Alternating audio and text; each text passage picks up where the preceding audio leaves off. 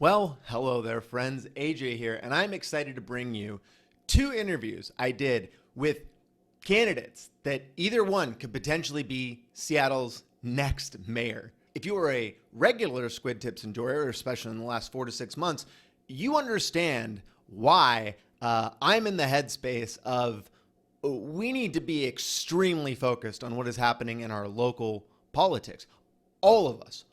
All of us. In videos I'm going to reference later in these interviews, you can watch and see as the current mayor of Seattle completely abdicates his responsibility to protect the queer community. I have watched as local cops who are supposedly not supposed to work with ICE and coordinate with ICE because we're a sanctuary city or what the fuck ever that means, do a lot of shit that looks like protecting and enabling ICE abductions. And even though digging into city budgets can sound intimidating or just fucking boring, with the federal government destroying social safety nets, the burden is going to fall to cities and states to take care of people and fill the gaps. Cities across this country are going to be in a massive crisis if we do not figure out how to help take care of people's basic needs like food, education, and housing, because all this shit is going to become increasingly difficult for normal ass people to access in the coming years. In Seattle, our primaries have already started and they end in August 5th. You might have primaries happening right now in your community, and this video can help be a primer for you to figure out what the hell you should be looking into and what questions you maybe should be asking. Do not mistake this video for saying that we are going to vote our way out of this problem. Voting in local elections is just one of the most low effort, high impact things that we can do to influence the future of our communities. I am as guilty as anyone of hyper-focusing on the shit show happening in Washington, D.C., while I ignore what's going on in my own backyard. It's so easy to get wrapped up in watching the authoritarianism unfold in real time at the top levels of our country. Our time and attention are not infinite. We can only focus on X number of things and complete X number of actions per week. And we are playing into the fascist game by sitting back and constantly just reacting to what they are doing. Real systemic change starts at a grassroots level. And I feel like these interviews and the conversations we had are exactly the type of thing we need to be doing right now. And even if you are not from Seattle, I think you will find a lot of value here and a lot of cool ideas that you can take and then propose in your communities. At a minimum, you'll learn better how these government bureaucracies and elections work. And that is critical to being able to disrupt them or turn them in your favor.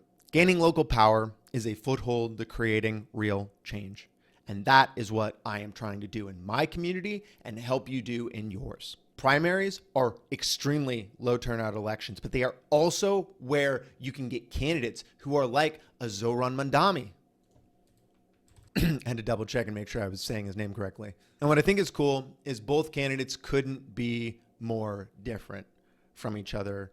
I started with the same basic list of questions, but where they took us in each conversation was totally different. And I really want to hear what you feel and think about what these candidates have to say and their ideas and the way they talk about them, because that is how I think we are going to find our way out of this mess collaboratively. So let's get started with my interview with Katie Wilson, which did have a little bit of wind noise, but I corrected most of it in post. So sorry about that. I forgot my lab mics. And then we'll move on to my interview with Ry Armstrong, whose audio sounds much better because they brought their own microphones that I was able to use. Thanks, Ry. I appreciate that. So enjoy, y'all. So you lived in the Pacific Northwest Seattle area for how long? Since 2004, so over 20 years. And you described your first protest you went to was in 2006 for May Day, right? Yes, that's right. Yeah. It was really big kind of immigrant and workers' rights protest. It was, there was a big kind of immigration crackdown happening and people just poured onto the streets. It was really inspiring. And is that part of what motivated you more into public service? And yeah, I mean, I think I already at that point kind of had an outlook of wow, there's a lot of problems in the world and we need to figure out how, as ordinary people, how we can organize and build power and make change. But that was the first kind of big Seattle event that I was part of. And then since then you've been an organizer for 14 years, and it looks like you're your big piece is that you are part of a transit riders union, which is a thing I didn't even think about that, but like that's really cool. It reminds me of, I've heard people describe renters unions, and it sounds kind of like that. Can you just tell me about what that is and how you got into it? Yeah, I mean, so the Transit Riders Union, I helped to start it back in 2011, and at that point, King County Metro, our bus system, was facing a threat of deep service cuts. So this was like a few years after the financial crisis of 2008, and so there was kind of a recession, and transit agencies around the country were having these like huge budget shortfalls. And so King County Metro was looking at cutting bus service because they didn't have funds. And so I got involved in a fight to save bus service, and out of that, through the Transit Riders Union. And so basically it's like a democratic membership organization, so people join as members and we all pay like monthly dues, like sliding scale, and then together we decide what we want to fight for, what we want to work on. And of course at the beginning it was very transit focused, so we were fighting for, you know, more and better public transit, more accessible public transit, more affordable public transit, and you know, our first big public campaign was actually protesting the end of the ride-free area. So in up until 2012, there was like this area in downtown Seattle where you could just get on and off the bus for free. Oh, a lot of people might not remember that. That's awesome. I was going to ask you, because I took the bus here, and I'll be honest, I pay sometimes. I was tapping it, I didn't really think about it, but I got a warning because I didn't actually pay, but it started to make me think, like, why do we charge for transit? Do you feel like that is something that needs to happen, or do you feel like that's something that maybe is like in a better world we might be not? I'm really excited about the idea of free transit. I think that in practice getting there's some complexity to it, especially since if you ask transit riders like what's most important to you, it's often like better service, right? Yeah. So it's like, okay, yeah, it'd be nice if it was free, but like it would be even better if it actually came when it was supposed to come, and you know, I could get from here to here and it was not like 5 times slower than a car, right? And so often service quality ends up being a higher issue. So in a world with like limited resources, if you have money to spend, often like transit riders actually would prefer that to improve service rather than make transit free. I think what I have done and what the Transit Riders Union has done over the course of the time we've been organizing is fight for and win a lot of like reduced and zero fare programs for lower income riders. So we've kind of taken a more targeted approach to it. I do think there's a world where we could have totally free transit, and the way that it would make sense to do that is like right now a lot of the fare revenue actually comes from like big employers anyway, because they're paying for their employees to have transit passes. So if you could imagine, instead of doing it like employer by employer, if you just had like an employer tax so that all the employers were paying a little bit in, you could have free transit for everyone. But you know, there's some like state levels. It's complicated to get there, but I think it's worth fighting for. Sure. You also, what I found was interesting is you said that you rent in Capitol Hill. Oh, yeah. Which I feel like you must be would probably be one of the first mayors to rent. Probably yeah, in a really long time. I haven't really looked into that, like how many mayors of Seattle have been renters, but yeah, I've been a renter the whole time that I live here. And like looking at the cost to like buy a home, like, yeah, no, I'm a renter. It's crazy. Yeah, I got a home, but I bought it with my partner in 2014, and I live on the edge of Shoreline. I mean, pretty much, although I work in Seattle, I've worked in Seattle since I lived here in 2011. I have never lived in Seattle, and part of it is that the cost of living is just like, and how much housing it was not affordable for even a 1 or 2 bedroom house. Totally. Like that's so. What is your relationship like with your landlord in this type of situation, with how vocal you are about things like rent control and like changing things like that?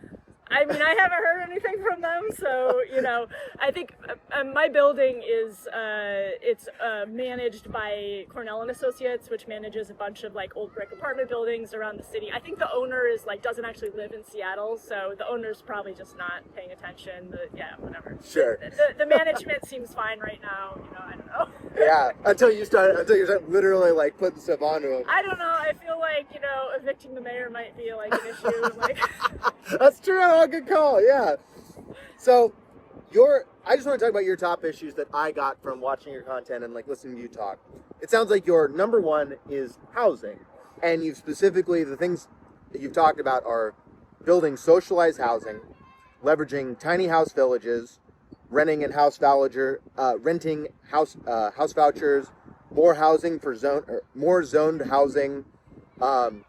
banning algorithmic pricing. I thought that was really interesting that's for renters. actually, okay, you know what? The council just did that. Oh, okay, cool. Like, which is amazing. Like we have a city council now that has been, some of them working for some time behind the scenes to like maybe roll back some renter protections, but then they just, and you know, I and the Transit Riders Union and our allies in the Stay House, Stay Healthy Coalition, which is this coalition that we built around renter protections, we've been pushing for this ban on algorithmic price fixing for like a few years now, and the council members did it. That's so awesome. It's amazing. Yeah. Anyway. Pressure works. Yeah. Okay, so that's cool. So what do you see as like you walk in, you get this mayorship. What do you see as like what are the first things you're kind of doing to start this process? Yeah, and so you know, so you're right. So my big issue is really affordability, and then within that, housing is really at the core of that. And social housing is really the reason why I got into this race. So up until February, I actually was not thinking of running for office. And then we had this special election on February 11th on a measure to fund Seattle's new social housing developer. And it passed in a landslide. And our current mayor, Bruce Harrell, was the face of the kind of opposition campaign that was trying to undermine it with a alternative measure that like pretended to still be for social housing, but was actually kind of a fake solution.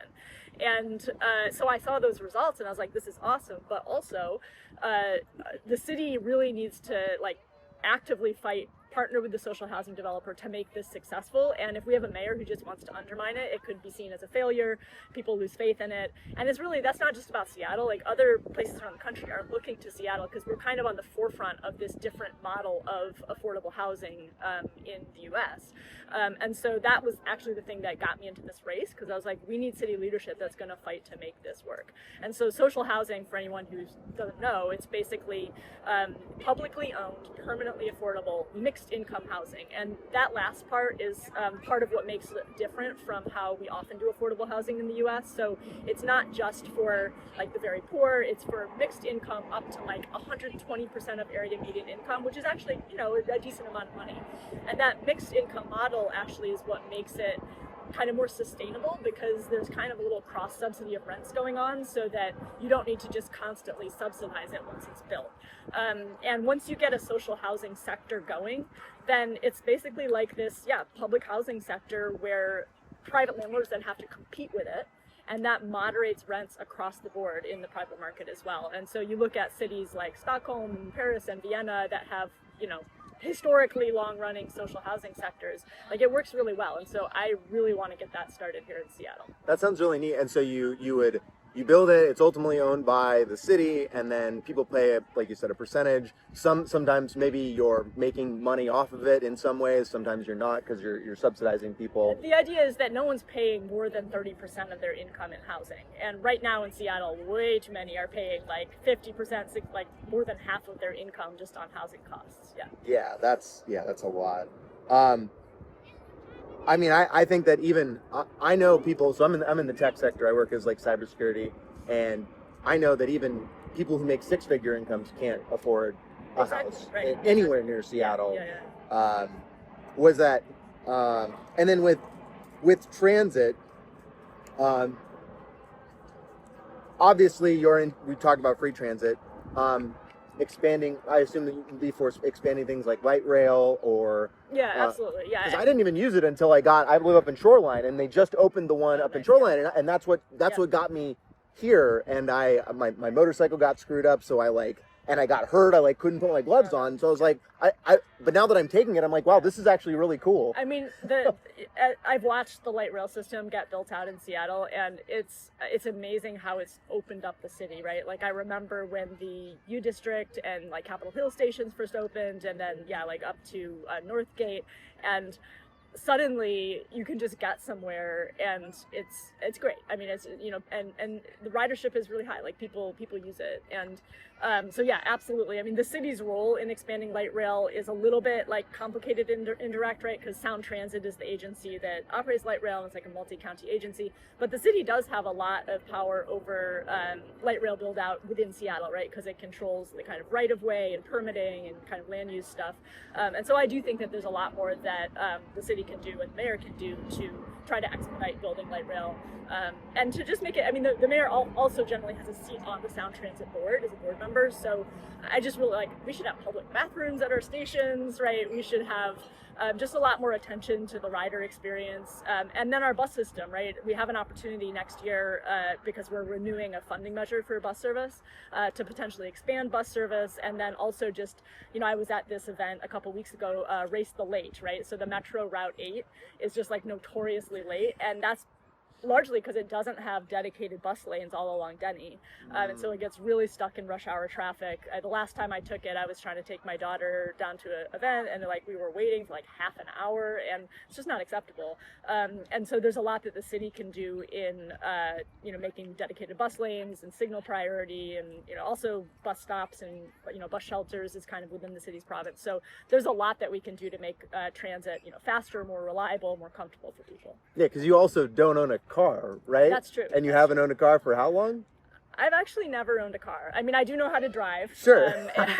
And I have driven in Seattle, right? Especially in the context of my work. Like, for example, in 2022, we were doing a campaign down in Tukwila to raise the minimum wage. And so, like, I borrowed a friend's car to, like, do a bunch of stuff down there. But, yeah, I've never actually owned my own car. That's amazing. That's so awesome.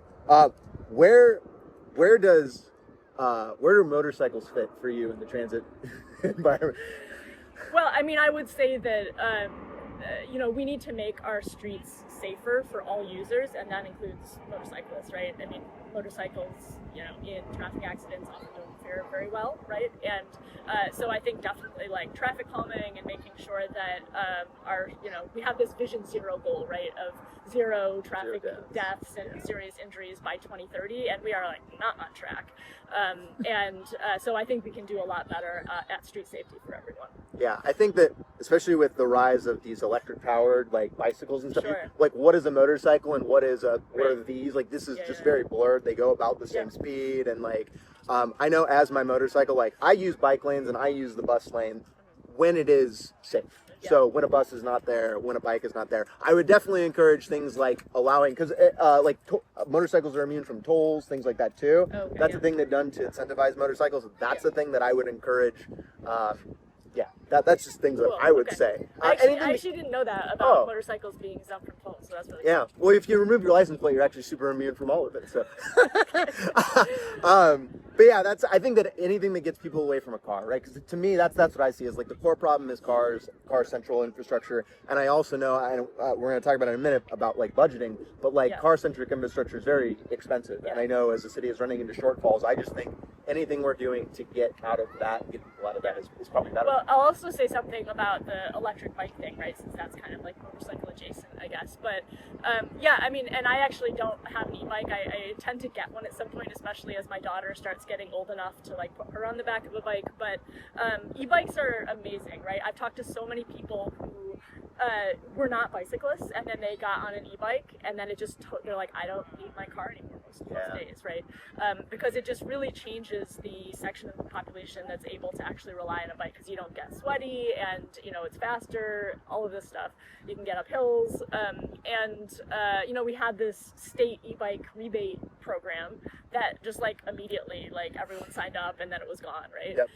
I would love to explore doing a local version of that, and also just we need better infrastructure for bikes. We need dedicated bike lanes. I don't think that like obviously e-bikes on the sidewalk is kind of not a great thing.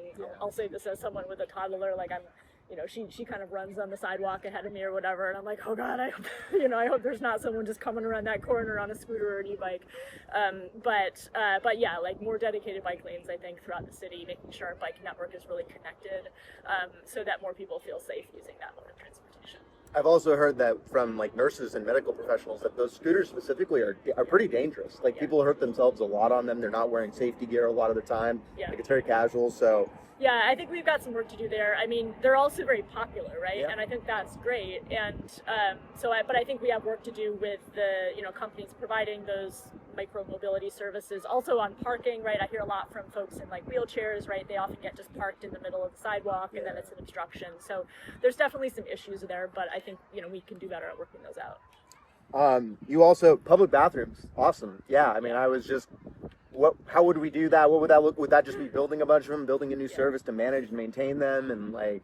Yeah, I mean, and other cities have figured this out. Like even San Francisco has made much more of an effort than we have, and they have a lot of the same issues with homelessness and drug use, which I think some people see as an obstacle to doing that here, right? But like we can work those things out. We just need to prioritize it. New York City also, I think they recently passed legislation which kind of commits them to, doing a lot more public bathrooms into the future. So, I think it's a matter of like making that longer term plan and then figuring out what can we do in the short term to get some bathrooms in key places.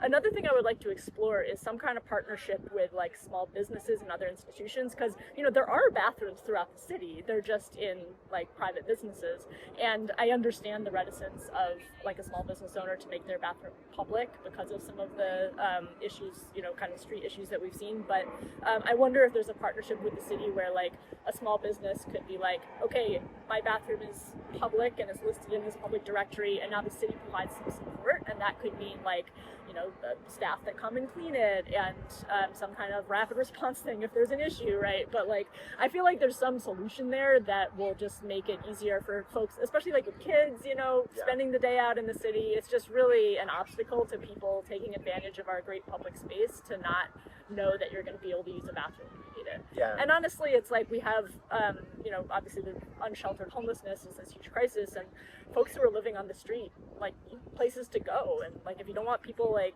peeing and pooping on the street, frankly, like, we need bathrooms. Yeah, absolutely. Yeah.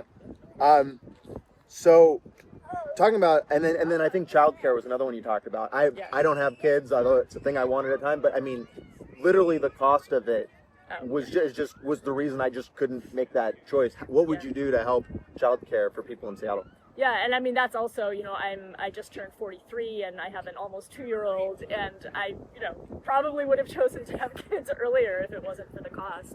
And I think that's a matter of childcare is something which it's just not reasonable to ask people to pay for directly, and other countries around the world know this, right? And they like publicly subsidize this, and we have this problem in America where childcare is just utterly unaffordable for the parents who need it, and the childcare workers who are providing the childcare are underpaid. And that is a problem that requires a public solution. It's like, it's the same thing as why we fund public education, right? It's like, you can't just leave that up to parents to somehow like come up with the money for their kids to be educated. So I think the city can do more. We do have a very small like childcare subsidy program, and then we have our preschool program, which when it was first put in place was really groundbreaking. Now I think looking at it, that really needs to be improved too, right? It's like 6 hours a day maybe, and so if you're a working parent, you're like, okay, this is great that we subsidize this for me, but then there's like 3 hours here where I'm still working, right? And so we need to do better. Ideally there's a state level solution because this is a problem all over the state, but I don't think we can wait for that. So we have to both be working with advocates to push at the state level, and at the city we have to do better at subsidizing childcare, also K-8 summer care, right? Like we're in the summer now, right? Kids get off school, you're actually not legally allowed to leave your kid at home until they're like 13. So imagine you have an 8-year-old, you're a working parent, you have to work like 9 to 5 or whatever. Like, what do you do, right? There's like summer camps, but they're like 3 hours or something. So we need to figure this out, and I would really make that a high priority as mayor. Not just because I have a kid, but like I know so many families who struggle with this. Yeah. How are we so funding these programs? Because of you, I learned what the Jumpstart program is, and that seems really cool and interesting. Yeah. What was also less cool about it was realizing that our current administration basically is using it as a slush fund to pay for things for other alternative things. So how are you talked about a local capital gains tax and taxing corporations. Like, what do we do about funding these things? Because, yeah, we need more new progressive revenue, right? And here in Washington State, we have a very regressive tax system, which means that the lowest income households are paying the most of their income in taxes. The wealthiest are paying the least. So we need to raise more revenue. We also have a large budget shortfall now, which is like really kind of terrifying moving into the next few years, especially as we're likely to see cuts from the Trump administration, right? We have some options, some of which are going to require more development to be made into like legislation we can pass, but anything we can do to be raising more revenue by taxing wealthier people and corporations, like we need to be moving in that direction. Okay. Would you reduce spending on anything the city is doing specifically, or divest from anything that the city is doing in order to make that up? I mean, I do think that there are areas of city spending where it's not so much that we're going to spend less, but we can spend better. And homelessness is definitely one of those areas where I just think that the way that we're spending money is kind of disjointed, and we're funding a lot of pieces that are good, but they don't necessarily hang together in the right way. So I do think it's important to do like a review of like what we're spending on and make sure that we're doing that well. I'm not going to name like we're spending money on this and we should zero that out or something like that. But I do think we can do better generally in how we're spending. Okay, I'll give you an example of what I think of when I think of waste. I think about how much we pay SPD and how much that just keeps rising. Yeah. And you have said specifically that you want to divest. You want to divest some of the things that they're doing that you don't need a cop to do. Yeah. But is that what types of things are you kind of thinking when you think about that? And that's a matter of like basically changing how we're using that money, right? So instead of having a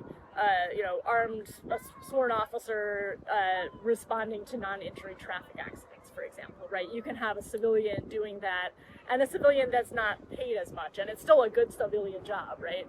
So there's other things like taking down reports of property crime, and then of course there's like crisis calls, whether that's for mental health or drug-related issues that don't always require an armed officer to be there, right? So the more that we can peel off these functions from the police to civilians, the better, both from the point of view of funding, but also just then the police officers can actually focus on serious crime and responding to 911 calls where someone really wants a police officer to show up. The community that I'm most connected to is the queer and specifically the trans community. And I think that one of the biggest things that happened over the last, as we're talking about kind of Trump and the things coming down, was that this, Christian Nationalist people came to our city and they chose Cal Anderson Park. And then after they did that, they went to City Hall. And in both of those situations, SPD played a pivotal role in ensuring that those people were protected. And it felt very much weaponized against the community that really was not super happy about that. What do you feel about all that situation? What do you feel about accountability for SPD? Yeah, I mean, I have a lot of thoughts, and I'll try to keep it brief. I mean, first of all, I just think that the city really fumbled, and the mayor's office really fumbled that whole permitting process for Cal Anderson, right? Because my understanding of how it unfolded is that it wasn't even really the protesters that chose SPD. The city kind of like suggested that to them. So why did you do that, right? So I think, obviously they have free speech rights, we need to respect that, but I think the city possibly could have steered them toward a different, less contentious location. Now, regardless of where that protest ended up being held, I think the city really needed to work very closely with the counter-protesters, organizations organizing counter-protests, and keep a leash on SPD and try to get SPD on the same page of like, we are de-escalating, right? We know that what Trump wants, what these right-wingers want is conflict. They want this explosive conflict that they can, show the world. We don't want to give them that, right? And now getting SPD on that page, I'm not saying that's going to be easy because, they have been known to escalate rather than de-escalate and be a little bit free in their use of those crowd control weapons, right? But that's what we need to do, right? Like they need to see their job as protecting not just the people coming to protest, but the people coming to counter-protest and our Seattle residents who are there standing up for LGBTQ plus folks, right? So that's going to require, obviously, a shift in SPD that is going to be hard, but like we gotta fucking do it. How do you help protect trans people in this moment? Yeah.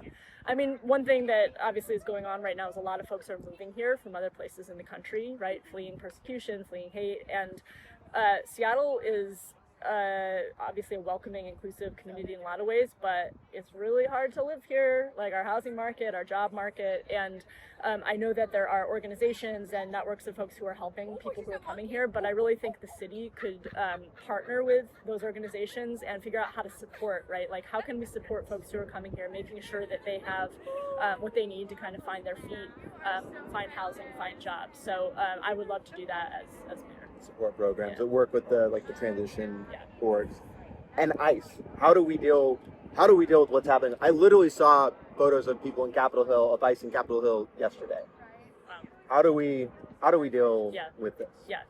I mean, I've been looking a little bit at what some other cities around the country are doing, and there are some cities that have actually directed their police to intervene in unlawful ICE operations. So right now we have ICE officers, or supposedly ICE officers, who knows, right, who are like masked and unbadged and just like yanking people into vans, and like we can't have that, right? Like anyone could pretend to be an ICE officer doing that. So I really think we need to look at what those other cities are doing and try to get like our law enforcement to be playing that positive role rather than a negative role. And when we have seen like SPD operating around ICE operations, whether that's at our federal building downtown, we've seen in other cities too, like in Tukwila, there's kind of this gray area where we have the state law, right, Keep Washington Working, which prohibits local law enforcement from collaborating with ICE.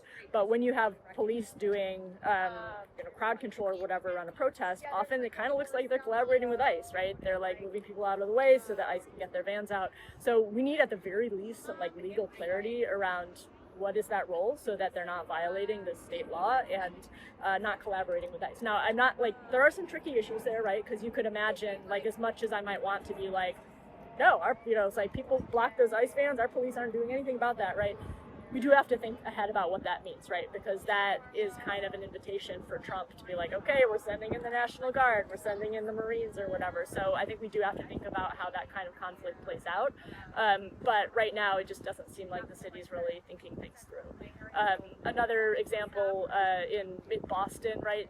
The mayor, they're filing like FOIA, Freedom of Information Act requests to get more transparency around who ICE is detaining and why. So I think we need to be really active at like challenging what ICE is doing on every front we can. And obviously being ready in the case of Trump trying to call in National Guard or whatever, federalized National Guard, be ready with those lawsuits and challenging that as much as possible, and we can learn from what's happened in California on that front, obviously. Okay. I don't want to take too much. And also, I'll just say one more thing. Sorry, just to add to the there's a lot of those great advocates and community organizations here in Washington State that are out there every day trying to protect immigrant communities and like rapid response networks and making sure that people don't go to immigration hearings alone. And so I think the city really needs to be an active partner in all of that as well. And build that up, maybe build up a team that helps with that. Yeah, that's cool. Kind of my last question, unless you have anything you want to say into that camera, you're more than welcome to. But I think you've probably covered the most of it. Do you think that at like the highest level, should we be looking to reform capitalism, or do you think we should be looking to build socialism? Yeah, I mean, I'm a socialist, and I haven't been, like, if you read things I've written over the years, like, I'm not secretive about that. I mean, I'm running for office to govern this city, right, and to address the problems that we're facing on the ground every day. So I'm not running to, like, use the mayor's office as, like, a soapbox or something like that, I'll just say. But, yeah, I mean, like, I believe in some basic things that I think most Seattleites agree with, right? Like, everyone should have a roof over their head, right? Everyone should have the opportunity for meaningful, dignified work and community. And in those times in our lives when we're the most vulnerable, when you're a child, when you're an elder, like everyone should have medical care, everyone should have child care, everyone should have elder care, and those are to some extent like socialistic ideals, I feel like, but I also feel like they're things that more and more everyone agrees with, and they're not radical, right? Like this goes back to like FDR's economic bill of rights or something, right? And I also think we're in a moment where, like, you look at what we're doing to the planet, right? It's one magical earth that we all share, and you look at what we're doing to each other, and I think people see the ways that just this kind of like relentless pursuit of private profit really drives a lot of that. And so I do think we're in a moment where people are and should be thinking deeply about like the future of humanity. And for me, like socialism is really about having hope in that future. And it's like, yeah, I think we can do better. But I'm running to govern the city and to do it well. For sure. Yeah. Thank you so much, Katie. I'm so excited for you to be the mayor. I hate Bruce Harrell. The whole intro to this is going to be me just complaining about Harrell and like all the things. I'm just so pissed off. But I realized with all of this how important local government is. Like it's really the only thing that's going to save us is everything is being deconstructed and ripped away. So I'm excited for real shit to happen. So I think my daughter. It's time to go. It's time to go. Thank you so much. I appreciate your patience. Thank you again. Oh, and you brought me a bubbly. That's so sweet of you. So I've watched all your Instas. My whole research is watching like, all of your Instas like fully and reading. More to come. More to come. Yeah, I didn't want to come in like totally blind. So just talk a little bit about how you were born and raised in the Pacific Northwest. You grew up in the Kenmore Bothell area, and that's pretty close to me. I live just on the edge in Shoreline there. Yeah. What was that like? Like, how did you feel? I know you grew up here and then you moved to New York for a little bit. So I'm kind of, what's that story like? Yeah. Born at Northwest Hospital back in the 90s. My friends call me a geriatric Gen Z, which is so rude at this point. But yeah, Kenmore and Bothell were fine, you know. It's like the suburbs. I was in the IB program at Inglemoor, so it was like a bunch of really smart kiddos and a bunch of nerds all doing stuff, and found theater, but also felt this like, you know, connection to nature and wanting to fight for climate change policies. So I didn't know what I was going to do until the end of high school, and then I was like, oh, if the world's going to end, like I'm going to enjoy what I want to do, which is making art and theater.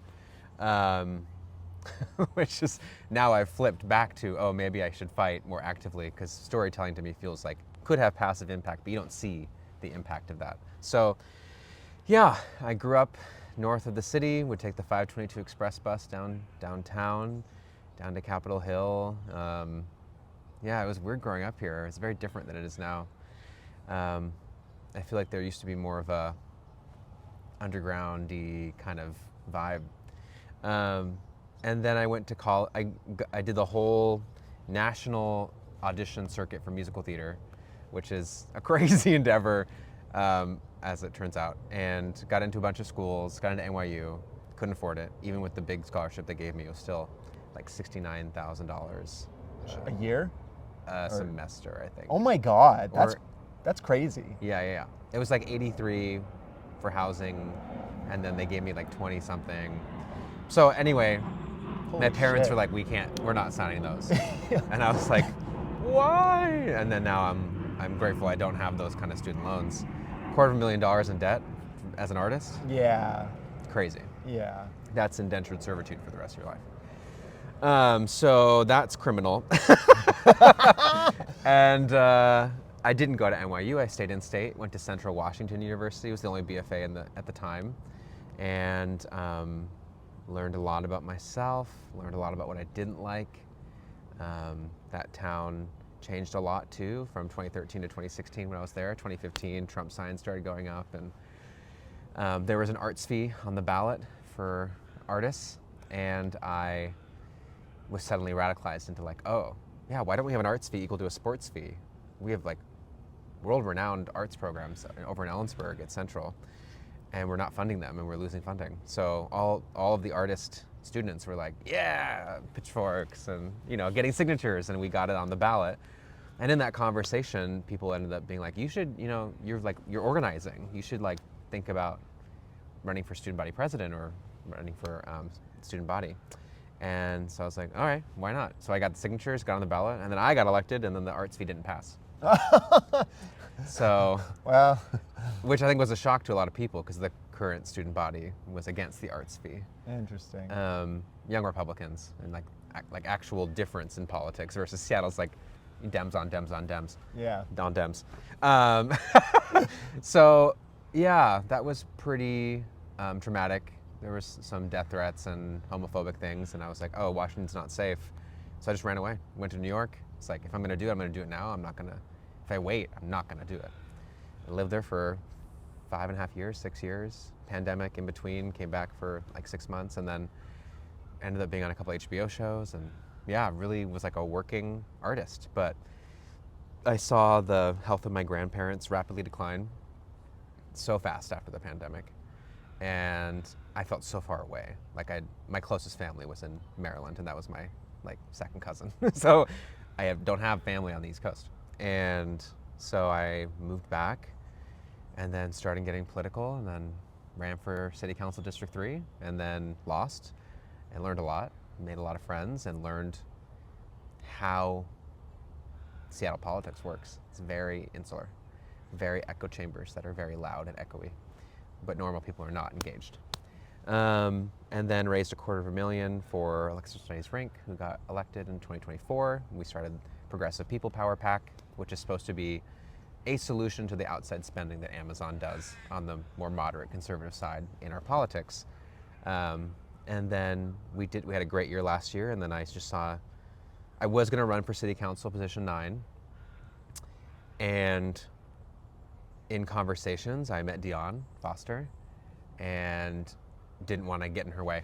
I thought she had the best chance of defeating Sarah Nelson, so I was like, oh, I don't have to run this year. And then in January, someone from the career committee sat me down and said, have you thought about challenging Bruce Harrell? And I was like, you're crazy. And then here I am, crazy, 2 weeks before the primary. So I jumped in pretty early because I thought you need to build a pretty strong on-ramp. And then now here we are, and that's the primary, and I've grown even more as a person. Took me 800 hours of call time to get qualified. So and to get qualified, you need 600 donations from Seattle voters, and they have to be verified by the county, and 600 signatures. And so we ended up getting probably 740 donations because some weren't verified or their voter registration was wrong. So it took a lot longer. It was a lot more work than I thought. But we did it. So, and now I'm on the ballot, and I'm an option for a next generation of leadership. And I think Seattle doesn't really have strong Democratic primaries. I think we have very nice forums where structured questions are asked, and but we don't really have debates and can't really talk about the issues. So I'm so glad to sit down with you today and get into it. Yeah, you mentioned that you did Bernie. You did some canvassing, and you did some sort of. Do things feel different now to then, or does it feel pretty similar? As far as I know, you're you're much deeper in it now, and you're far more experienced in it now. But I remember that moment, and I remember thinking oh, this is cool. This is something I'm actually excited about for the first time. Right. But now I'm way more jaded about a lot of it. I mean, you're finding oh wow, this is really difficult. Wow, there's a lot of resistance and systems, and people that I would expect to be my ally actually are not, for whatever. Do you feel I don't know, I don't know the question I'm asking you specifically, but do you feel more or less hopeful than you were at that point about how things were going, or about our ability to change? Yeah. I don't know. I don't know if we can change fast enough to adapt to climate change is what it comes down to for me. I think the thing with Bernie was it was just so honest and authentic. Even though the man is not perfect, and I think we've missed the window of opportunity for him running for president because he's just getting older and time moves in one direction. But there was this moment, I went back to my Kenmore Junior High, now it's I think a middle school because they changed from junior highs to middle schools in Washington State. But I went back to my old gym when I was in 8th grade, and I was sitting in a circle, and I was going through the Democratic primary process of choosing delegates.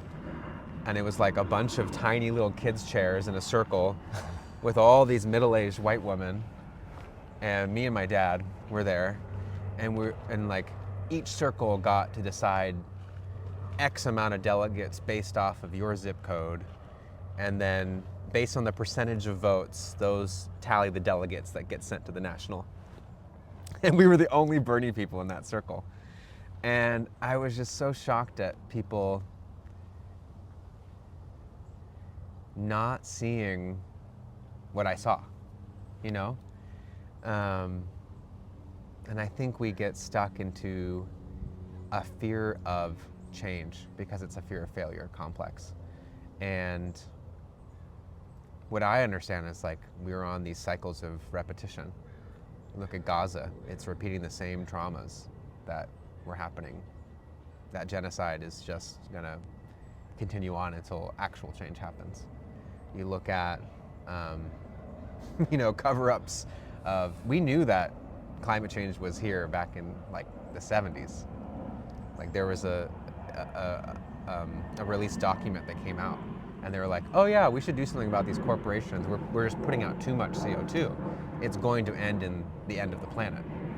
And that memo was covered up. And then plastics recycling was created as a way for people to feel personally that they can make an impact. But that's also, plastics come from oil.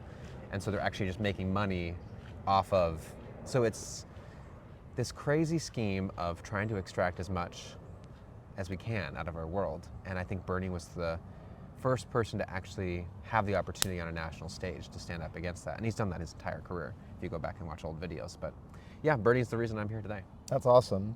I think, yeah, in some ways, like, I feel Bernie and Trump are like the reason I'm here. It's like I saw two paths for the future, and I was like, one of these is the right one, obviously, but we went the other way, and so now I'm just trying to get as close back to that.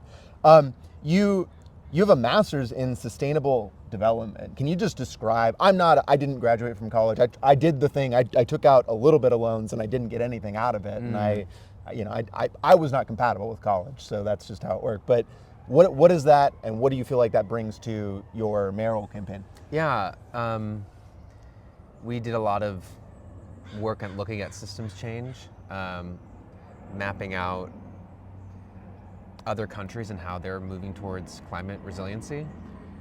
Specifically, like my thesis was about Cyprus and how their political event, their gas was like $8 to $12 a gallon, the equivalent, and Turkey and Greece split that island politically, and so those countries had to come together, and then they like completely solarized their island. Oh wow! Because of economic problems. So, which tells me if shit gets bad enough, people will change. It's just we're on exponential curves that may not be able to be slowed down at this point. So it allows me to really question things. It was at American University, mostly online before Zoom was a thing, and I was on a national tour on my bus, on my cell, on my hotspot, like in class. Like it was crazy. I do way too much. If there's one thing I've learned, I gotta slow down from this journey. But yeah, I learned so much. I think the biggest thing I learned was that local context is everything, and that you can't just have these band-aids and like sweeping policy changes if you're not nuancing them for what can actually make impact locally. And that's why this year in our odd year election, change could actually happen on the local level. And I think we'll see a huge, I'm hopeful we see a huge shift in the midterms in 2026, but I also lack trust in the Democratic Party too. But I'm also someone who doesn't believe we have time to tear it all down and build something new. So I'd rather get in there and try to make change from the inside. But it's hard. Systems, there's a lot out of our control. And my master's is really about being able to take a step back and look at all the indicators, all the KPIs and KQIs that are going into a system to actually see what's working and what's not. And our city government is not working. So I have to get in there and fix it someday. Yeah. You're going to get all the back end data and then be able to actually see, oh, fuck, it's way worse than I thought. Because, yeah, I'm sure what we have publicly is far less than what you're going to get on that side of the fence. Yeah. Executive director for this, you are the executive director for Sustainable Seattle, which is a nonprofit. Just tell me a bit about that. I don't know much about that. Yeah, I'm a co-ED with my colleague Me'ilani Kamaha'o. It is one of the oldest environmental orgs in the region. So founded in 1991, they worked with the United Nations to create the city indicators for climate change back in the 90s when that wasn't like a cool thing. And now it's like, you know, sustainability is not necessarily, now it's more of a corporate buzzword towards pledging ideas of movement versus I think people are talking about climate justice and resiliency now. So at S2, we represent 22 fiscally sponsored organizations, from Black Star Farmers to the Coalition of Health Boards for the county to Emerald City Food Pantry, which does 33,000 meals through PCC, leftover foods every year for King County. So a lot of our work's focused on the South End and the kind of like racial justice movement that needs to happen down there. I just joined the org last year. We've now become, I think, more operational. And so I'm excited to see where it ends up and where it goes. It's kind of a dream job for me. It is the work I've always wanted to do, and maybe not in the public sector, but in nonprofits. We just won an EPA grant back from the Trump administration in the courts. Awesome. Yeah, That's so cool.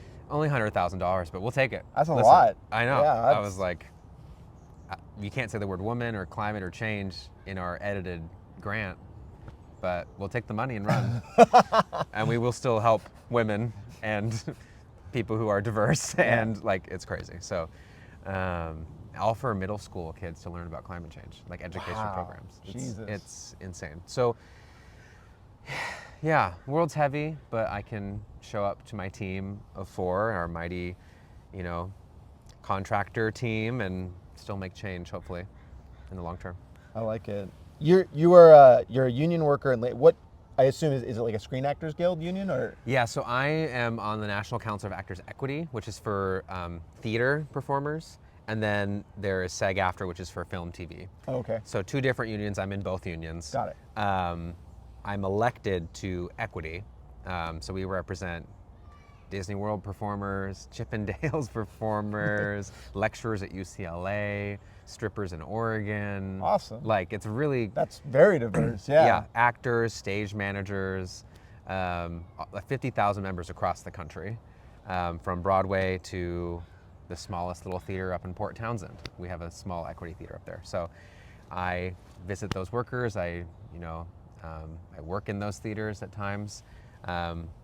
I feel like I've kind of ventured off of this creative path a little bit to more focus on my work in sustainability. But I will always be an artist. This kind of triangle of my queerness, my artist, and my activist is trying to like zone in on who I am. So yeah, I'm proud to do that work. I spent 8 months on strike on the Broadway Development Lab contract, so any new Broadway show has to go through R&D, and so that research and development process, like, we have contracts with Disney, we had to negotiate those, and so I was on that negotiating team.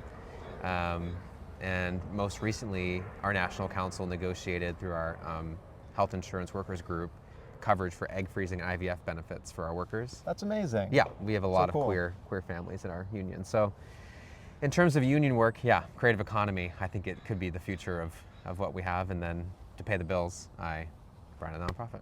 Yeah, no, I totally get it. I'm similar. I feel like the creativity is like, I don't know.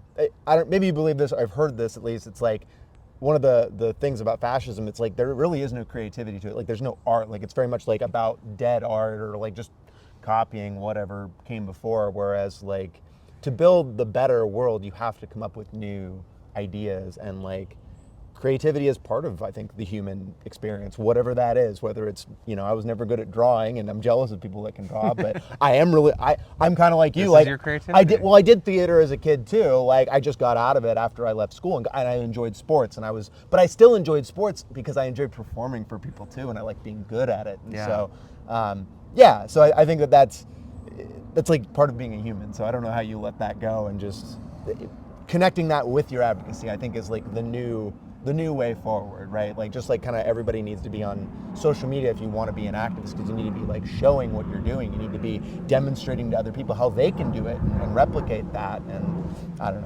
know. I think you do know. I mean, fascism, one of the first things Trump did was take over the Kennedy Center. Oh, yeah. That board was they all left. And we represent Kennedy Center workers. So like, we had workers and people performing Les Mis at the Kennedy Center for Trump. And some people, the producers were great about it though, because some people didn't want to do it, and they didn't want to be fired or like have problems with their contract. So the producers found enough coverage from other people who have done Les Mis, and then the people who wanted to do the show wanted to show this tyrant what revolution looks like. So it was a really interesting experience to be on those meetings and hearing about from our legal team, and it's a very tricky time. But I think PBS and local media being defunded, it's all about stopping the pathways of storytelling so that communication can't get out. And the arts are a way to hold up a mirror to the world and critique. and fascists don't want that. Yeah. No, they want to control it through the state. And that totally makes sense. You're endorsed by Run for Something and the LGBTQ Victory Fund. I'm familiar with Run for Something. That's like a democratic piece, right? Like help fund and more grassroots pieces. Yeah, it came out of AOC's win. Amanda Littman started it as a co-founder, and it's for young people. It's for people who don't want to wait to take power. Yeah. So they saw our race and said, "Oh my gosh, Ry has a real shot of winning this thing," and have endorsed and have helped a lot actually along the way. And then LGBTQ Victory Fund, National PAC for Queer Advocacy. There are some, moderate Dems in that too, and there's room for everyone at the table, but I'm not going to change what I say. Yeah. At the dinner table, I think that I want to get into the issues you're specifically running on, but I think that in your content, the thing that I'm looking at Katie. I unfortunately can't vote for mayor. Even though I'm literally I'm 2 blocks from the Seattle piece, and I've lived in Seattle. I've worked in Seattle since 2011. Yeah. I can't vote, but I have a lot of friends that can and are part of it. But so I'm looking at Katie Wilson and I'm looking at you, and one of the things that I immediately connected with you is that your message is far more direct and far more to the moment of this is, look at what is here, and I connect with you more on that. I look at Katie and again I look and I'm like, wow, she seems like a very competent, intelligent, smart, kind person, but it's more in the realm of normalcy, whereas I'm we aren't living in very normal times. Yeah. And so that's the thing that connected me with your messages and the way that you speak is and the fact that you're a trans person, being vocal and being visible. I've been to a lot of actions and protests, and one of the big lines is people that are comfortable showing their face and being visibly protecting and speaking out against what is happening, and those that want to do that but don't feel safe doing that. And many trans people do not feel safe. There was one phone call I had. There was a couple, and she was trans, and they were in a U-Haul, and I cold called a bunch of people asking for donations and votes and democracy vouchers, and they were actively moving to Canada on the call. I can't, you can't make this up. And they were crying, and I think people look to someone who's been through enough and is resilient enough to lead a moment of fear, and that's what I'm trying to do for other people, because I don't think if we become afraid, we're letting them win. So they gave me their vouchers, but they're not going to be able to vote for me in the primary. And I think we're going to see, once we have data, if we have data, a queer flight north to Canada from a lot of places, even Seattle. And it will become increasingly unsafe, I think, as 2026 comes around. The ACLU says that Project 2025 is about halfway implemented. They gave us the plan that they wanted to do, and they are doing it. Yeah. So this is not a joke. Donald Trump is a con artist, a great con artist, and he is excellent at the magician's trick of a hand, where you look over here to this crazy thing he said about people eating dogs and cats, but he's doing something over here, or his people are doing something over here, and then we're not looking at it, right? So that's what I'm worried about. It's just the timing of everything means everything. What can Seattle do? We can not pay our federal taxes. We can hold them in escrow and say that we're not going to. We can pass an income tax or more progressive taxes. We have a lot of multimillionaires and billionaires, not only in this city, but in this state. We used to have an income tax back in 1933 when farm workers were like, this is not fair.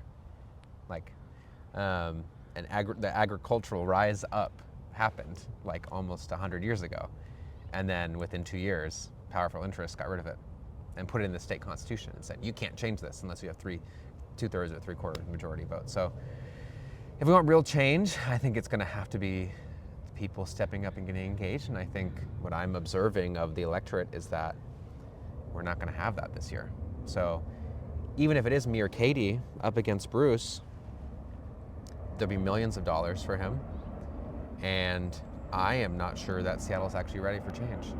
I think we are too comfortable and too comfy in our tech jobs and in our routines of life. And then once that gets disruptive, then things will change. But I think it'll be too late, unfortunately. But for some reason, I still hold on to hope and I still run for office. So that's how crazy I am. I do see that. As material conditions go down, like, people get engaged. My parents are more upper middle class. They live in Alaska though now, and you know, they're not happy about what's happening. And one of them voted for Trump, you know, in 2016. Yeah. But they're not happy. You know, they were demystified of that. So yeah, I guess it's a matter of waiting for them. I don't want to wait for them. I want to make them realize. And so I keep sending them texts, and it's getting more contentious. But so your top issues as far as what you want to do if you get elected mayor, affordable housing. You specifically, what are some specifics that you would come up that you have for that? I know you specifically said within 30 days you would want to build socialized housing or some sort of additional housing project. Yeah, we have pretty good bonding capacity at the city, which is our ability to loan or have money. And I think we could bond better with the social housing developer so they can acquire more buildings and retrofit them faster. One of my promises is 1,000 shelter units in the first 100 days. I think it's completely possible. We have 200 tiny homes sitting down in Sodo from Sound Foundations, which partners with Lehigh to then put them places. And Lehigh has given the mayor's office 14 locations of city-owned land where these tiny homes can go. And you have people in tents living outside the fenced area where the tiny homes are being held. It's very crazy. So we just have to move faster, and our bureaucracy is failing us. And the number one thing I've heard from people is just housing and affordability. Those are the things. So very simply, 1,000 units. If I have to get a hammer myself, I helped build a tiny home this last week down at their factory, the Hope Factory. And they're popping out 4 to 6 tiny homes a week. It's actually like incredible. Yeah. On 3 staff and mostly volunteers. Oh wow, that's good. Yeah, we love them down there. And beyond that, I also think the CARE team has been a bit of a slow process. They've been in a pilot program for 3 years. The MOU, and an MOU is not legally binding as much as it's like a gentleman's agreement. But we have to renegotiate the SPOG contract so that they can actually have autonomy as a separate department, or they need to be made into a separate department legally. They're under Seattle Police Officers Guild? Yeah. Oh. So the CARE team was allowed to be a pilot by SPD, but they're not their own department. Amy Barden, Dr. Barden, I think is one of the most brilliant women we have working in City Hall. And her office is right off of Dispatch 911 Center, the call center, who are also now separate from SPD, separate. But she doesn't give autonomy over what happens with her department. And it's only 24 people citywide.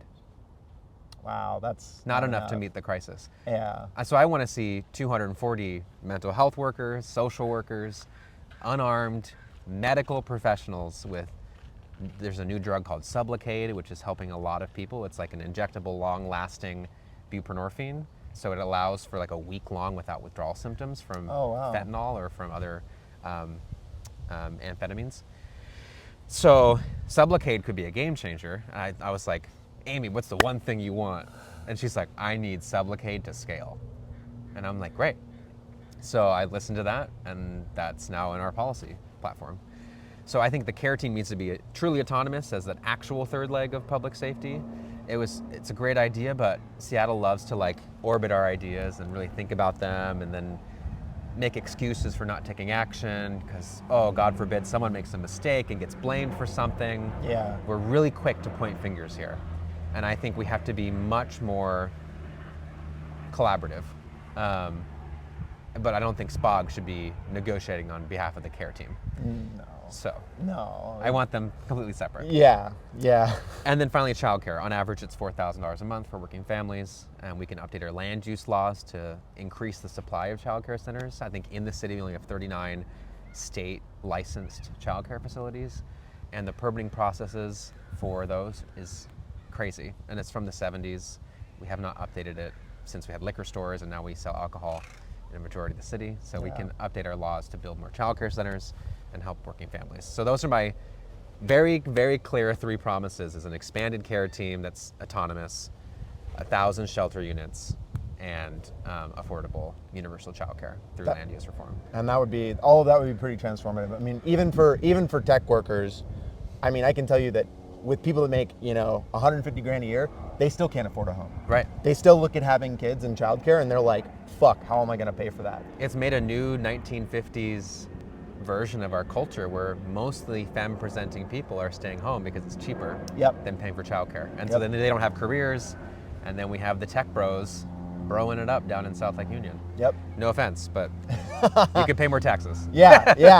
And they're also difficult to unionize. I mean, I've tried to have those types of conversations. There's a lot of fear in those people that their jobs, especially now that their jobs are going to be automated away, and that they're just, they're going to either lose their job or they're going to have to, take a 30% pay cut or whatever. And yeah, it's a challenge, right? It's like I've got a single home. I don't have kids, but it's like that's a choice I had to make because I knew I couldn't afford it. But it's like, and that sucked, and that was very frustrating. But it's also, I definitely don't need the amount of money I make now. Like, I use that money to like help out my friends and like, do pretty pragmatic and practical things around, like build gardens and shit around my house. So I can't get my tech worker friends to do that unionization, and I know how important it is. That does feel like the baseline of a lot of organization and turning things around. Do you have suggestions or advice or things that you would say to people that are maybe not against anti-union, but they're just more in this perspective of, well, if my job becomes hard or if I lose it, I'll just go find one somewhere else and it will pay okay? And I think it's going to take a general strike. To solve things? I think politicians will never go out on a far enough limb for their own careers to take on the largest corporations that are backing them. And I think union density has decreased almost threefold in the last 40 years in the country. And so unions do not have the same power or interest, and young people don't know what unions are. People who join our union based on getting a professional contract in the theater are like, oh, you're taking my money away? Oh, I don't like you. Oh, I'm gonna stay non-union, even though they have no protection, no health pension. So it's a hard conversation, and we're seeing so many young people getting this narrative of this capitalistic thing that you have to fight to win, to like get your breadcrumbs. And it's the scarcity mindset, and that's why I saw so many young people go conservative in the presidential election, because we're not being honest about what's happening as Democrats. We're just trying to hold on to this Clinton-era bullshit. So I think Seattle could be the place for change. New York, too. I think big cities I think things will become so unaffordable that there will have to be some sort of stoppage of work to demand more. When that happens, I don't know. Or if it doesn't happen, then we just coalesce into this AI future that we're not ready for. Yeah, Yeah, and that's definitely already coming and being pushed onto us. We talked about SPOG a little bit, and one of the things that you talked about in your content that Katie didn't, that was really important to me, and I'm sure it's important to you, was the Christian Nationalists that came to our city in May, and they held their Cal Anderson party, and then they did their end zone dance on City Hall, and I was there, and I saw it all. I saw you there. You definitely did. I mean, I was wearing my be gay, like super gay shirt, and I had my helmet on, and I had this giant interaction with Jonathan Cho, and it made it onto Fox News, like Laura Ingraham. When he hit that guy? Yeah, when he hit that guy, right in front of me, because I was talking to him, and but stepping back, what do you think should have been done in regards to those people saying, we want to come to your city, we want to do this piece? And with what happened, what would you have done? What do you feel about SPD's response, and what do we do, now after seeing what happened, and what should change, I guess? Yeah, it feels like we don't have they say preventative healthcare is like 10 times more helpful than reactive. Yeah. Like once you do have comorbidities or have problems, like you probably shouldn't have smoked for 10 years. You know what I mean? Like, Yeah. So I think we have a little bit of that preventative issue with SPD. Our policies, and I am hopefully optimistic with Sean Barnes, but it is SPD, so there's just some trauma and lack of trust there in community. If I were to do it differently, I would have known May Day was coming and we would have sent out a memo to the entire city. I feel like a lot of the departments, parks, doesn't talk to the mayor's office. They're all siloed, right? So we need to break down those silos with horizontal. This is all the system change stuff that I want to implement. So we would have sent out a memo telling everyone that we've looked at this park permit legally. First Amendment rights, you have to let it happen. Otherwise the city will be sued up the wazoo and we waste taxpayers' dollars. But the cool thing that could have happened, it was an opportunity to stand up for Seattle's values that was not utilized. One, I wouldn't have allowed it to be in Cal Anderson Park. And that could have been a scheduling conflict or whatever. But they literally referred them to Cal Anderson Park because they wanted Victor Steinbrook in Pike Place. And they're like, oh, that can't hold as many people as you want. So just go to this larger park where you can get plugins for the kind of amps you want for music. So that's why they went to Cal Anderson. It could have all been prevented if they would have been put to Magnuson or somewhere else. Westlake, whatever. Anywhere else but Cal Anderson. So that's one thing. Second, SPD needs to update their policies to be standing towards anti-protesters and towards the protesters. So when you have a protest happening about something that's harming community, in my opinion, that's my First Amendment right, then you have an anti-protest against that protest. You have to create infrastructure for everyone to exist. And throwing a water bottle is, come on. But so if police are facing one direction, that's signaling that they have an opinion on protecting a certain side of that issue. So I would rather have them be facing every other way. And they should have had more infrastructure built out, preventative. Specifically that space, there was a hill and then into a valley. So like fight or flight response, it's like war games. Like you can feel as a tiny person, you're like, oh my God, they are up the hill from me. They have the tactical advantage. And so we are then gonna go crazy against our own people. Doesn't make sense to me. So that's a lack of leadership and policy. As mayor, I would have put them in a different park and I would have organized a structured, peaceful die-in or protest as mayor. I would have showed up with the anti-protesters, standing just in solidarity and silence as people speak in tongues about how I shouldn't exist, Yeah. So crazy. A lot of learning opportunities there for the current mayor. And I think if we had more queer, vulnerable representation in City Hall, in the mayor's office actively, then I think it could have been more prevented. But it takes people from our community to understand that. And this is not going to go anywhere. Like, they will come back. They're coming back in August. Yeah. We will see how it gets handled differently. I would invite Bruce Harrell to come down and stand side by side with the LGBTQ community and Katie Wilson and whoever is going to go through the general. Hope it's me, because I think we need to put our marginalized people into those positions of power to signal that other marginalized people will not be lost because there's that lived experience. And I think, just honestly, I have more budget and elected governance experience than Katie does. If you look at her 990s for her nonprofit, they're running in a deficit. They're actual structural issues. And I worry about our budget that's been bloated by Bruce Harrell. And I just think we need an actual person who's going to change it and get us sustainable. So that's why I'm running and that's why I'm here. Yeah. How would you protect trans people as a mayor in this environment?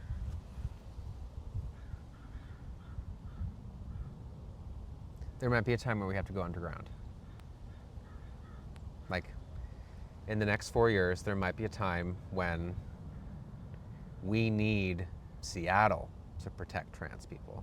And we need trans people to know that they can make their way here from other states that may try to harm them.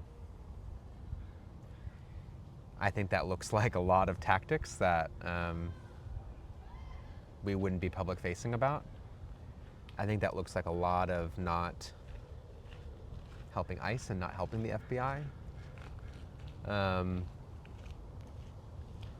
And I think that looks like making sure that we can pass better healthcare here to get people the kind of services they need without it being reported as data that could be scraped.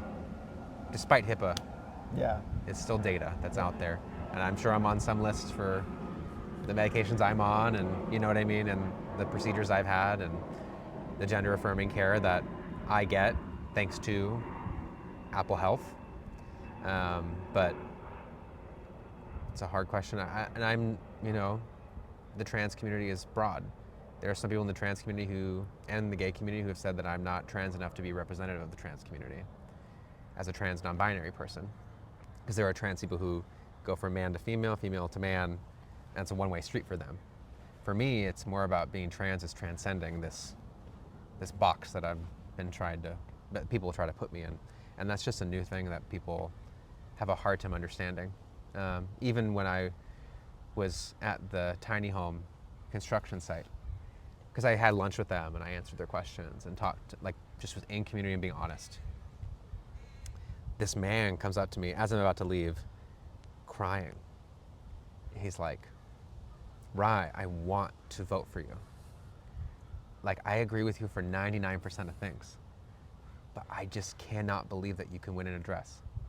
And I showed up that day, coming from a different event for work, also not totally aware that I was building tiny homes, but did it anyway, and in a dress and Spanx and all the things. So I was like, oh no, I have other, I wear jeans, I have other clothes. Like, I just need to do laundry. And I'm like, you know, I'm making jokes about trying to make him feel better, but he was like very inconsolable. He's like, I feel awful saying this, but I feel that the world cannot accept you, and you cannot, I need you to win now. Yeah. And I don't think you can if you show up like this.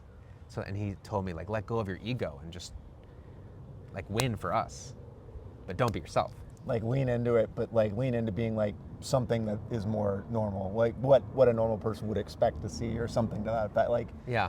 less authentic in some projected way. People, Man up, pretty much, yeah. People seem very, I guess it's wild to see people still very focused on, like, it's like the Joe Biden conversation again. It's like, well, he's an old white guy. We gotta have him, and like it's just like, but you feel like we haven't really transcended any of that at this point, even at a local level of Seattle. No, I don't.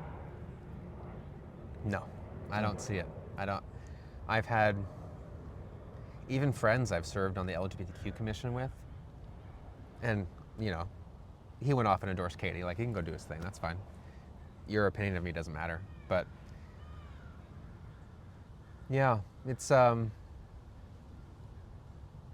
knew it was, like, I've been trained by Victory Fund on how to deal with these things, but it was still pretty shocking. And I think there is this ironic libertarianness of Washington where it's like, freedom, but not for trans people.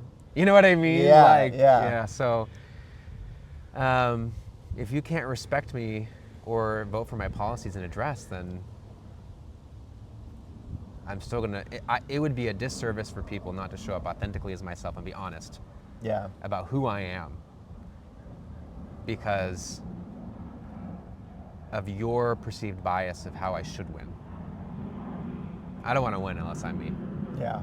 So, but I mean, if you've well, the thing that I've learned from talking to people in the queer community is, like, if you, like, living not as yourself is, like, painful. Like, it's not an existence worth living for a lot of people. And I, even as, like, a straight guy, like, we talked about how I divorced, like, a couple years back. Like, I am living more authentically now than I did before. Like, doing my nails was something that my ex was like, you know, she wasn't gonna stop me, but, like, it wasn't encouraged. Yeah. Coloring my hair wasn't encouraged.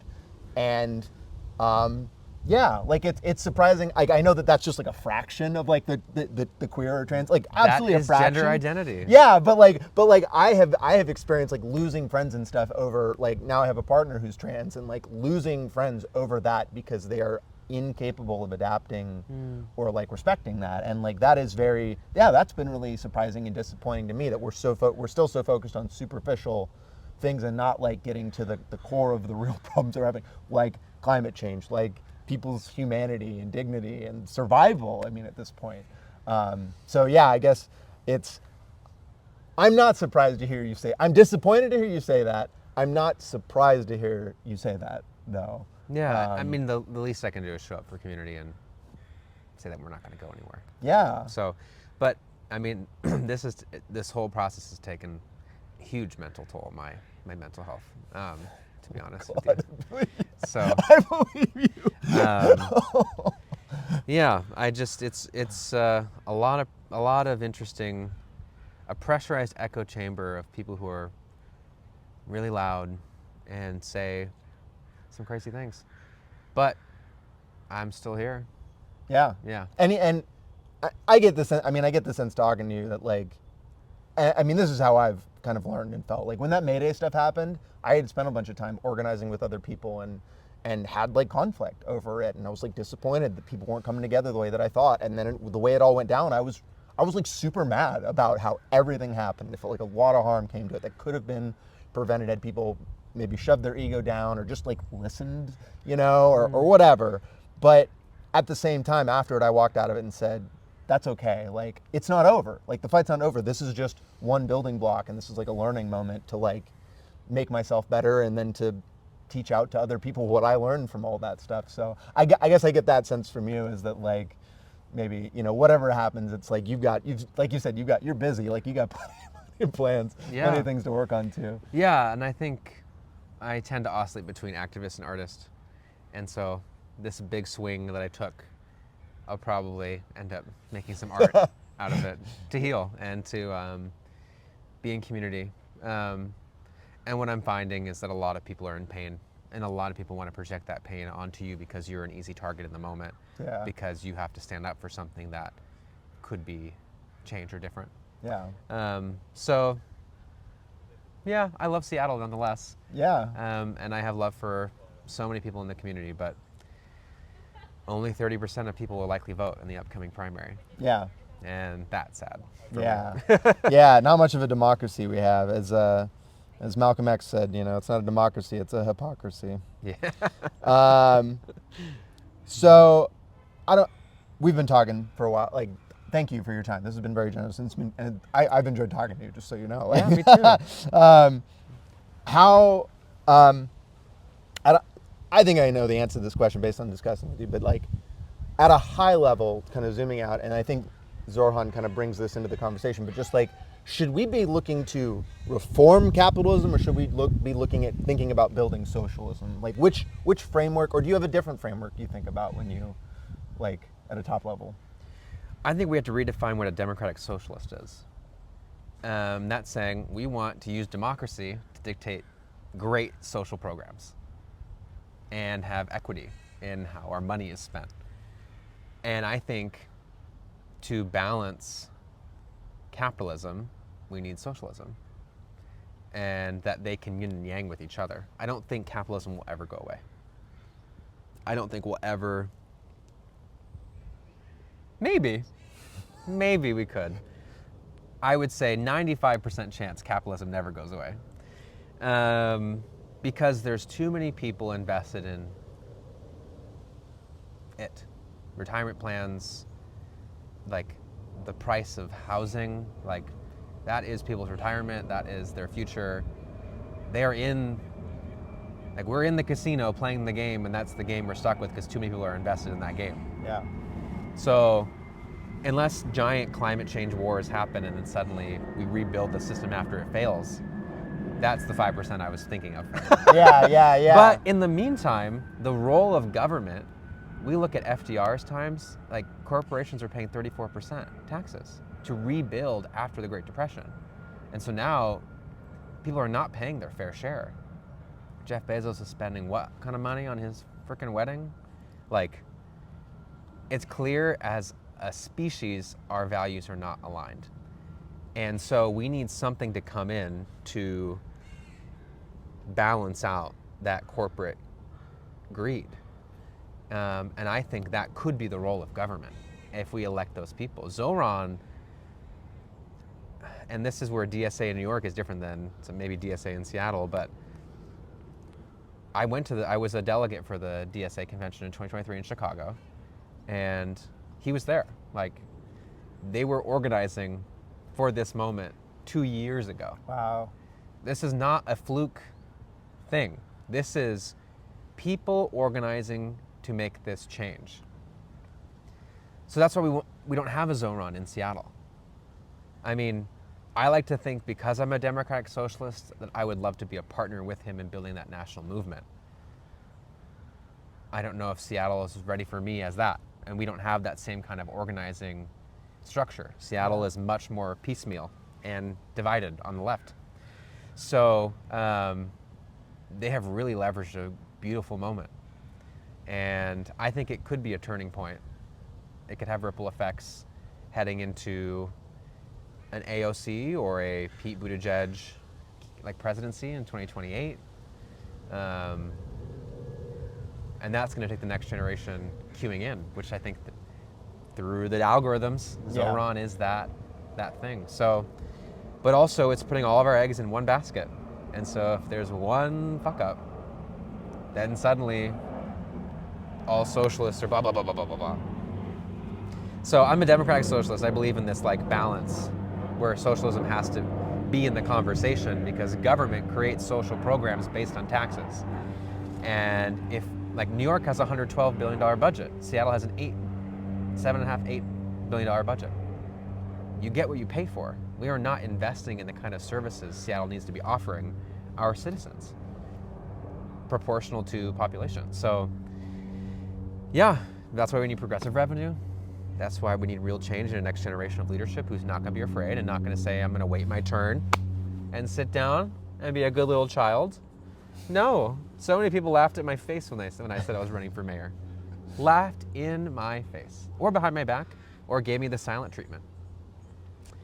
And some of those people have endorsed Katie, and I see Katie as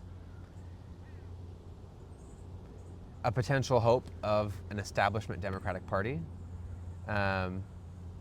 I think she means well. I just don't think it is enough to topple Bruce after going through the last 5 months of my life. Yeah, you feel like that's like he's really like in there. I mean, it makes sense given the population and, like you said, like the corporate donorship and the fact he's just like, he's been a fixture in the city council prior to that. I mean, I think that's been my awakening, is how many people are just empty suits. Like, they get these jobs, these political jobs, and they coast in the reality that they don't need to actually do work to keep getting elected, because name ID is like enough, or being the only person on the ballot is enough. Yeah. And they never need to produce. And I guess what makes me feel hopeful now is I feel like people are tired of waiting for anything, right? Yeah. And Trump is a reaction to that in a negative way, where they're just like, fuck it, I don't care, burn it all down, fuck you. And that, I want to take that and say, hey, guess what? We can actually do cool, great things. Right. Look, like, and I think that, yeah, I mean, like, I feel very awakened to the reality that, yeah, we need 30% of people to vote, huge problem. Way more people just aren't paying attention to what is going on in their city, in their community, and that's why I wanted to interview you and talk to you, because I am realizing within the last 4 or 5 months that how critical a mayorship can be towards creating real change for people and protecting the people of at least our community. Because the focus on the national level is like, obviously that's driving a lot of things downstream, but the change that we can all feel happens here locally as we build it slowly, and we just need more people. We just need more people engaged in doing it, is what I feel. And our city government is a strong mayoral government. Like, I'd say the mayor makes the budget. Like, there's no participatory, that's the word, well, budgeting process, unless city council demands that. But all they can do is amend their budget. And that's because we had a strong mayor in the past 100, 200 years in City Hall that kicked out Indigenous people, that, you know, the history of Seattle is formed off of who has been in the mayor's office. And so we could have real change with that, but that means people have to wake up and pay attention. Most people I talk to in parks when I'm getting democracy vouchers or asking for votes don't know who Bruce Harrell is, don't know there's an election this year. All they saw was this Zoran guy on TikTok. Yeah. Who has made more people read the New York Times here than the Seattle Times. Yeah. So, I don't know. I'm hopeful for real change in the future. I don't know if it's this year. We're the only campaign that can accept more democracy vouchers. So if people want to help us, you can. Only 5% of the city is sending their vouchers. Yeah. So maybe 6 or 7 now. Did they go to a website to do, like, can they go to the website? They can go to our website, armstrongforall.com, and you can sign your voucher replacement form right on the website. It takes like 2 minutes virtually. Okay, cool. And that's, if you sign 4 times, it's $100, which is 10 people, $1,000. Yeah. 100 people, $10,000. Yeah. Like, it adds up very quickly. And we only need about probably 2,000 more people to sign vouchers, and then we've hit the cap just like Katie and Bruce. So it's also been interesting that, you know, the stranger endorsement process, they didn't even mention my name. Oh, really? I didn't read it. I just saw they endorsed Katie, but. Yeah, I was fully erased. Even the Seattle Times said Bruce has something to learn from Armstrong, Wilson, and Malahan. But it's just, we are, up until August 5th, this is not a race that's done. Yeah. And voters get to decide who that person is in the top 2.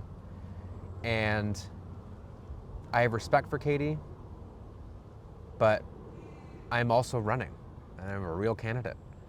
And it's up to the voters to decide who they want that person to be. And I feel that Bruce has the charisma and the backing to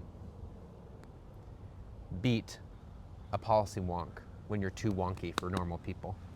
So I don't know who, you know, if I don't make it through the primary, I don't know if I'm going to endorse or not. I haven't heard Katie talk about Gaza at all. She wrote an op-ed in The Stranger about what the left got wrong about homelessness back in February. And I want a firm commitment that she would not sweep people. But primaries are when you can challenge people. Yeah. Like Bruce is doing this B&O tax, which I think is a great policy. B&O? Business and occupation. Oh, okay. So he is exempting any business that makes less than $2 million and like taxing Amazon and large corporations more. Oh, awesome. That so seems like, good. yeah, and that's only coming because he's up for re-election. Right. And because he has actual challenge from the left. Like, that is how change is made. Yeah. That's incremental change based on challenging people to do their job. Yeah. So, yeah, I have hope that we can actually have change, but I hope to be the vehicle for that. And if not this year, then, you know, Bruce first ran for mayor in 2013, and he got elected in 2021. So maybe it takes 8 years of a trajectory to get there, but yeah, I'm still going to fight nonetheless. Yeah, the radical flank effect, I think, is how Mandela puts it, right? The anvil of peaceful protest meets the violent action or the radical action. I have learned that is the case, and I am glad, and I feel, and I want to thank you for running and putting out your campaign, and like, because yeah, you've made me feel better about it. You know, even if you don't win, it makes me feel better that you're there and that you're being visible, and that I'm going to continue to see you here in this community, and that we're going to meet each other at these demonstrations and protests, because I'm not fucking done. I don't care whoever wins in this next election, like, I'm not done, and it's not going to be enough, you know? Right. No matter who wins, like, we have a lot of fucking work to do, and I think having a longer term perspective on it is important and critical, and it's hard for all of us who have ADHD or who have been taught by the algorithms, and like technology has just like eliminated all of our patience and our ability to focus on things, but that's critical for making the better world that we all want to live in, that is more equitable, that is safer, that is not gonna burn down, hopefully. It all depends on who shows up. Yeah. Thank you. I appreciate it. Thank you, Ry. I really appreciate it. Of course. Yeah. And I appreciate you bringing these audio things, because I fucked up. So that's okay. I'm making all these TikToks all the time. Yeah. Oh man, folks, it's been a rough couple of weeks though. City kept coming out and painting over me, and then people would bring me offerings and I wasn't even there. I haven't seen people waste that much cheese since you guys gave $457 million to the police department.